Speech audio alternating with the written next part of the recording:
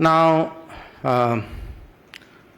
all that I can say, and I'm sure nobody would really disagree with this, is that the US has fundamentally changed its approach to engaging the world.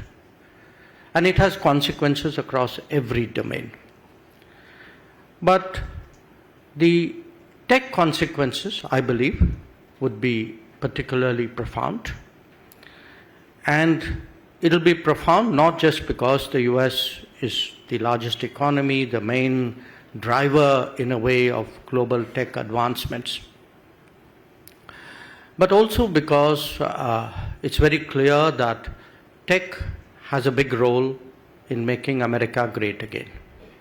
So there is a connection between MAGA and tech, which perhaps was not so clear between 2016 and 2020.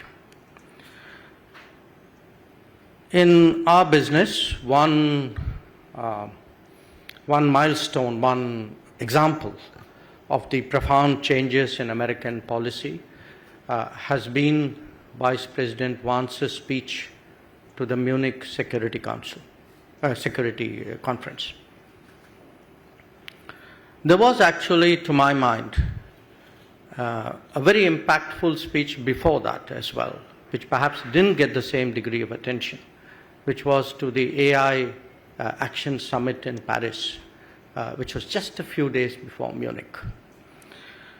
So the changes in the United States, which all of you are as familiar, if not more than me, I think is one big shift in the last year. But there's the other shift, and that's an evolution, you can say. It's something which appears, even if it is not, more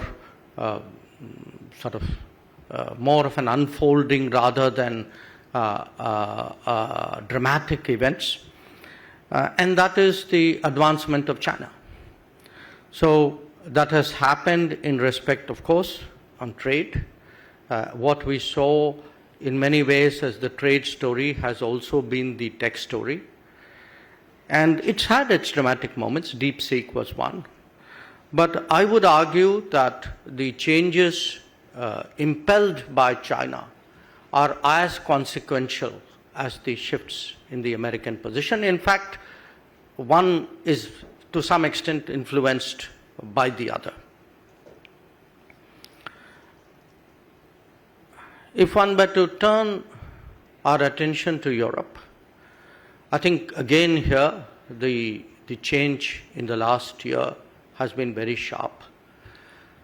5 years ago, I think Europe probably had the best geopolitical situation.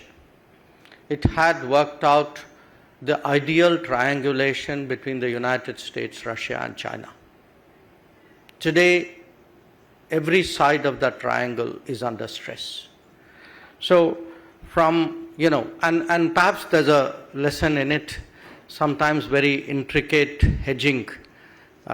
From the best of all worlds, you can end up as the most difficult of all worlds. But again, I want to stress here that there are very important tech aspects to Europe's predicament, and in fact to our own interaction with Europe. And this year, just a month ago, we had 21 European commissioners visiting us. I think if you correlate the intensity today of India-EU relations, there is, I think, clearly factoring in both of their predicament as well as of the way India looks at possibilities which have opened up after that. A word about East Asia as well. I think in many ways, Japan particularly, South Korea to some extent, have also sought through the tech world means of a geopolitical comeback. And the salience of Taiwan, of course, doesn't need to be even mentioned. Now, in all of this, where is India? And you had an opportunity in this visit. I hope your conversations in the last 2 days have enhanced it, and the coming 2 days even more so, to acquaint yourself and to debate and discuss what is happening in our part of the world. Some of it is better known, DPI for example. Some of it is in the making. I mean, the priority now given after many decades to semiconductors is an example. I think the space advancements are very interesting, not just for what they have achieved, but the manner in which the space industry and the space ecosystem itself is changing. I would say that to some degree for drones as well. The startup culture is deepening. The number of GCCs in this country is growing. And of course, when it comes to the AI era, I think where India is concerned, it's not just the scale of the data which would be generated, but in many ways the diversity of the data which would make it somewhat unique. So that's the way I would say geographically the landscape looks. A few words about some issues dealing with the current tech policy challenges we look at. Again, I think we are stating the obvious today when we say that tech has made trade much more national security sensitive.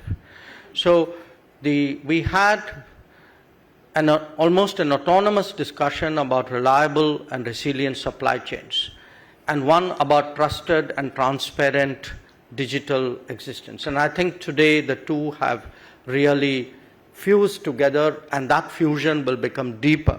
And it will make the traditional model of partnerships much more difficult to take forward.